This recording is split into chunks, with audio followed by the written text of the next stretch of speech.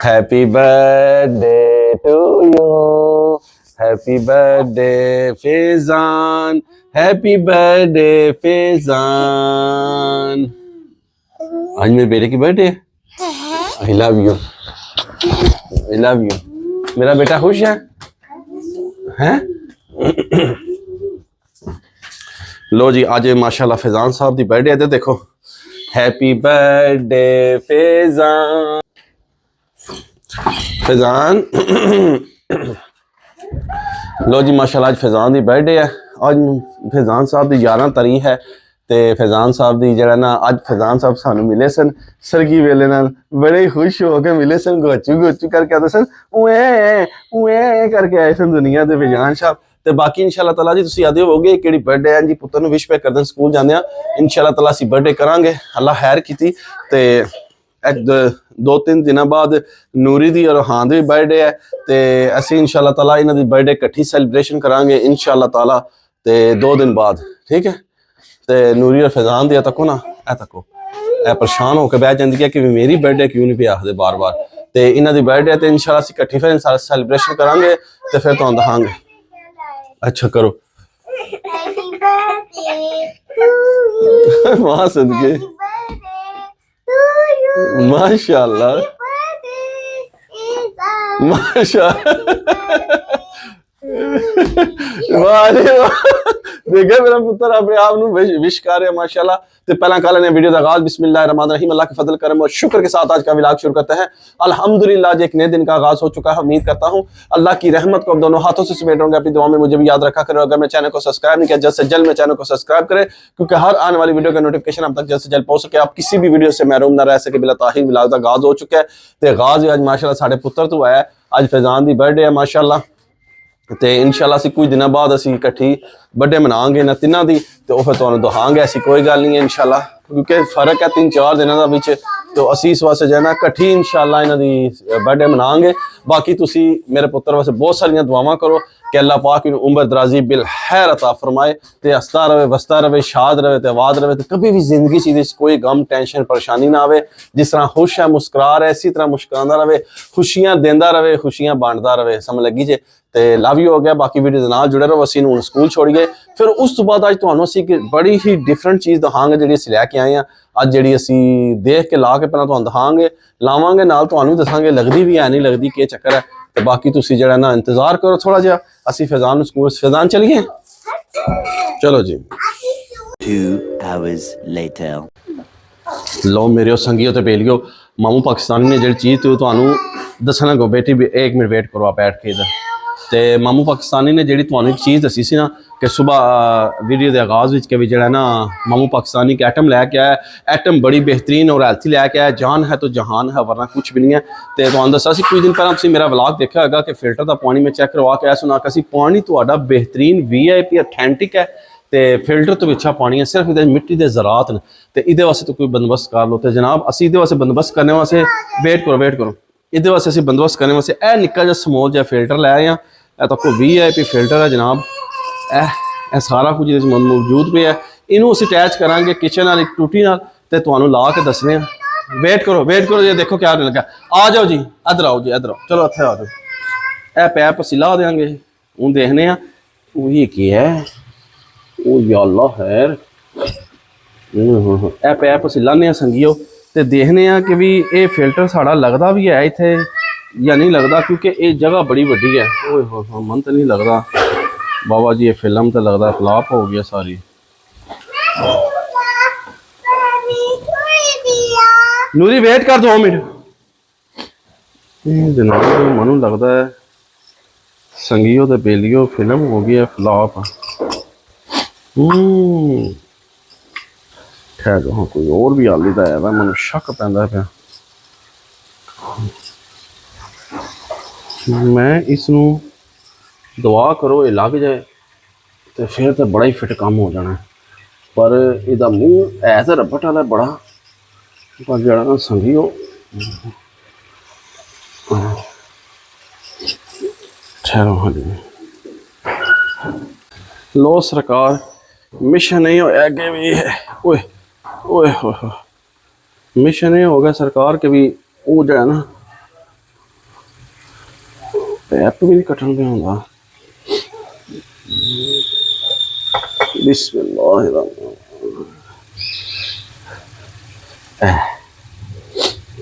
लो सरकार इधर तको जी, ऐसी पैप ही कट छोड़ा क्योंकि ऐसी चीज़ साड़ी बहुत वड्डी सी ते ये जड़ा ना काबू च नहीं पी आंदे ते इसनूं जड़ा ना असीं सोचा कि भी एवें साड़ा फिल्टर खराब ना होवे ते जनाब असी ए तको नूरी चुप कर जा आप 2 मिनट, ले तेरे लिए मैं लगा रहा हूँ, तू पानी पिया कर इससे साफ साफ। ये चेक करो जनाब ये वाली, वाओ वाओ, ए लो जनाब, कोई कश्ताला काम ही नहीं है। बिस्मिल्लाह बिस्मिल्लाह। ए जनाब साड़ा फिल्टर गया जे लग, नज़र आ रहा तो सारे इधर अगे ए भी है सिस्टम, ए जिधर मर्जी नूं कर लो, ओके दी रिपोर्ट है, नहीं तो इनू बंद कर दो। हुण असीं इनू खोल के देखने आ। नूरी 1 मिनट, ओए वाह माशाअल्लाह माशाअल्लाह, ये तो मिशन साड़ा बड़ा वधिया पास हो गया अल्हम्दुलिल्लाह अल्हम्दुलिल्लाह। वाह नूरी चुप कर 2 मिनट, नूरी 1 मिनट चुप कर जा। लो हाँ संगियो बेलू है तक, ओए होए होए होए, पानी भी फिल्टर होया ते प्रेशर भी तेज ते बेगम मेरी पसंद आ गया, वो खुश हो गई है। और ए तको विच पखा चलता है, ये तो ए तकियो नूरी छोड़ दे ए विच पखा लगे ये ए पानी का प्रेशर जिले आंदा ना, ये फिल्टर विच लगे ने साफ करता है पानी, बेहतरीन हेल्थी और एक्टिव।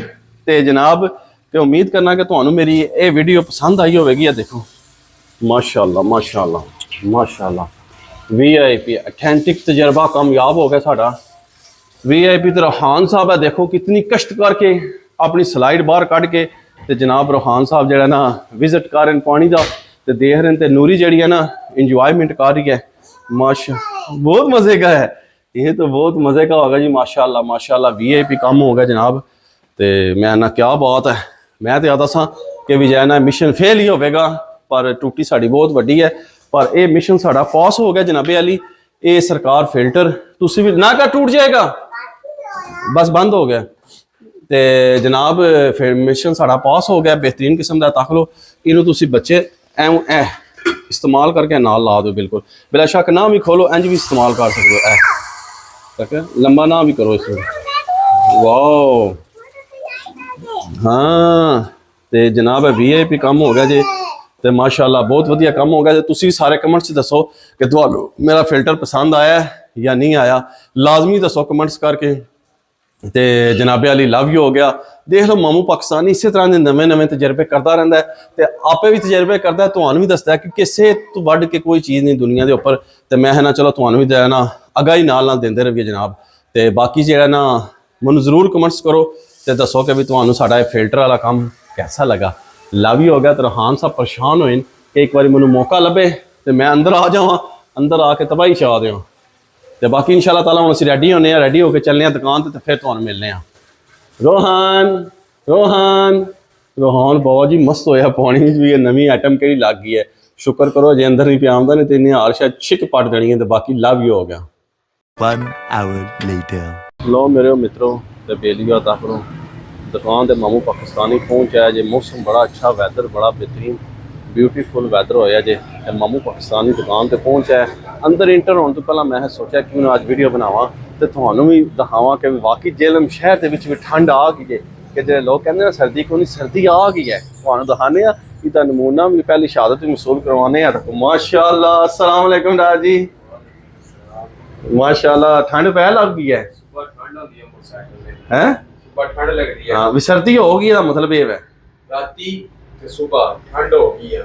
लो जी डर नहीं आदन के रात को जैकेट पाई है। मैं तकिया अज मैं वाह जी वाह के डर होनी जैकेट पा के बैठे तो क्यों ना फिर इन्हों कंट्रोल किया जाए विच ही।